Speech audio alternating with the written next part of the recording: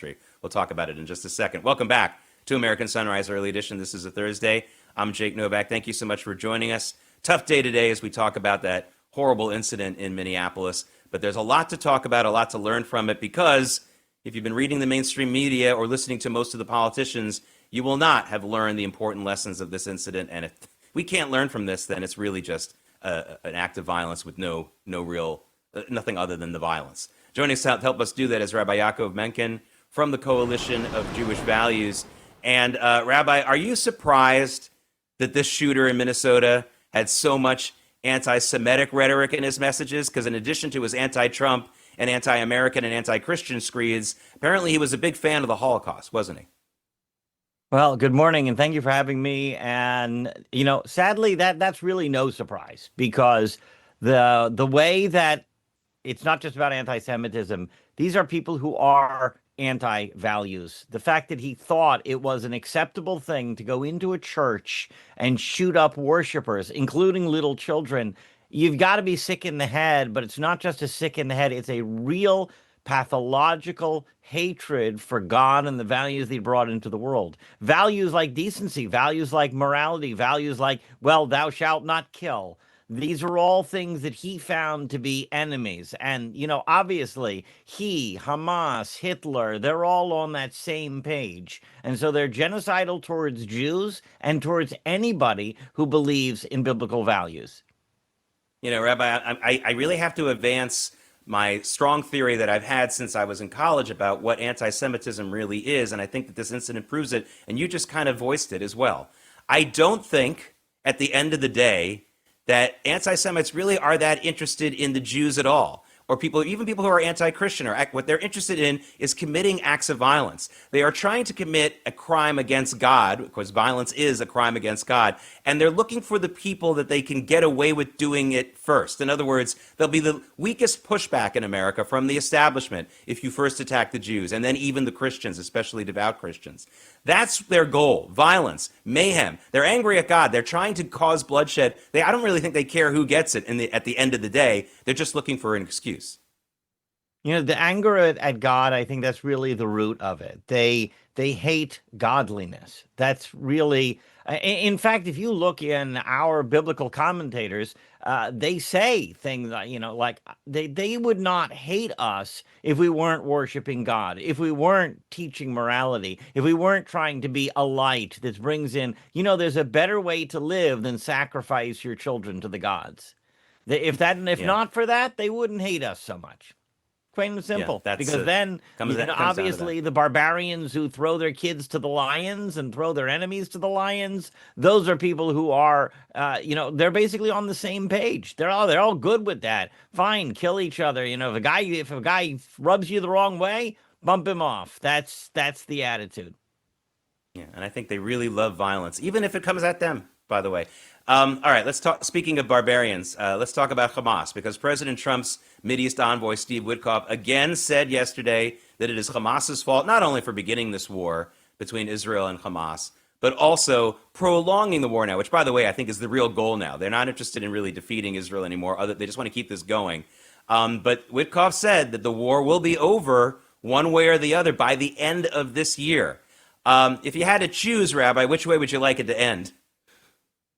Well, there really is no choice. The eradication of Hamas is the goal of any civilized person.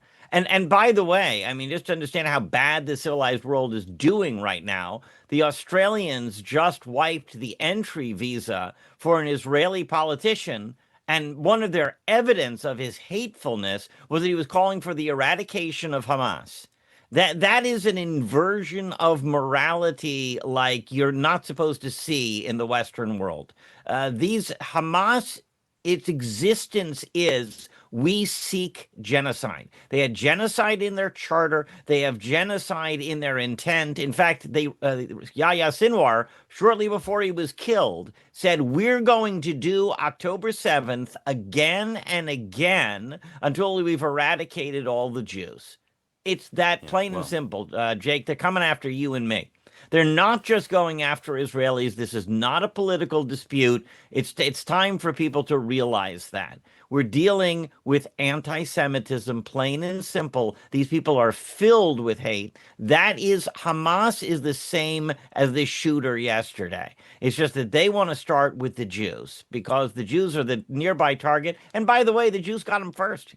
When God brought morality into the world, he went through Abraham, Isaac, and Jacob, and everybody knows that. So, Hamas knows that too. And they're out to kill the Jews first and then anybody else who holds to morality so that they can rule the world with impunity. That's who they are. And of course, they have to be eradicated because they're simply a danger to every civilized person. Yeah, then that's why we can't have these people of Gaza resettled into the United States, which is something that I know a lot of the viewers have been watching reports of that happening, and we're trying to stop that. You mentioned this poor decision by the Australian government to bar the Israeli politician, but believe it or not, Rabbi, they actually made a good decision, in my opinion, yesterday on another issue, although related. Australia has seen a tremendous spike in anti-Semitic violence over the last year or so. In fact, just a couple of months ago in Melbourne, a synagogue burned and Jews who were at a restaurant physically attacked. And Australia says that it's Iran that's behind this, that Iran has had a bunch of operations and operatives in that country stoking anti-Semitism, getting online, but also committing some of these acts. And so they kicked out the Iranian ambassador. Now, again, I don't want to give Australia too many kudos because, as you said, they're also making some bad decisions. But I want to talk about the lessons here in the United States. Rabbi, I'm not naive. I know we have bigotry and anti-Semitism here in this country, and we've always had it. I get it. But we have seen outsized levels of it in the last few years, and I wonder if you would agree with my thought that I don't think this is organic to the United States. I think Iran, I think China, and I think Qatar are paying a lot of money to stoke the flames of bigotry and anti-Semitism in this country, and maybe we need to start kicking out some diplomats here. I think open borders immigration has been a really bad decision for the United States. This idea that we're going to bring in Muslims who hate us, radicalized Muslims who are seeking violence, and once they get to here, they'll be interested in economic benefits, etc. People don't realize the power of religion. And when they decide as an article of faith that they want their kids to grow up to be quote unquote martyrs, to kill themselves in the course of killing others, as if that were some sort of political position or even godly position, that's a problem. That's a problem for the United States. You are right that it was the right decision, but think about Australia is the one that's been maintaining relationships with Iran. The reason why they're the only one kicking out the Iranian ambassador, the only one where the Iranians were able to have that evil influence on their home territory is because they invited the Iranians to be there. Every other civilized government has cut off diplomatic relations with Iran. That wouldn't happen in the United States because we don't allow the Iranian government to have an office here. Well, guess what? You get the same thing with all these other organizations that are going on, bringing in foreign actors. In Detroit, they're planning a quote-unquote People's Conference for Palestine. And the United States is now looking at the visas because there are so many people invited as speakers who are terrorists with blood on their hands as to frighten any decent human being. The point is that in the United States, you got the First Amendment to say what you want to say, but a civilized person should be acting with revulsion that there is such a conference where they're inviting terrorists, the United States, in the name of the so-called Palestinian cause, so they can demonize Jews, increase anti-Semitism, and yes, call for violence right here in the United States. Yeah, I only have about 30 seconds left, but that conference is in Detroit this weekend, correct? And you're right, like the First Amendment protects Americans to say what they want to say, but it doesn't mean you have an organization has a right to invite foreign terrorists to come and foment violence, correct? Absolutely. That's foreign. That is support for a foreign terrorist organization. That is something that should have the organizers of the conference up on federal charges. But you should be revulsed to hear that somebody is attending that conference, participating in that conference. The other part of the First Amendment is we have the right to call out bigotry when we see it. And this is it, ladies and gentlemen. You got an American hate conference going on in Detroit, and some dog that you know, including some corporation you support, is possibly supporting that conference. Got to think about it.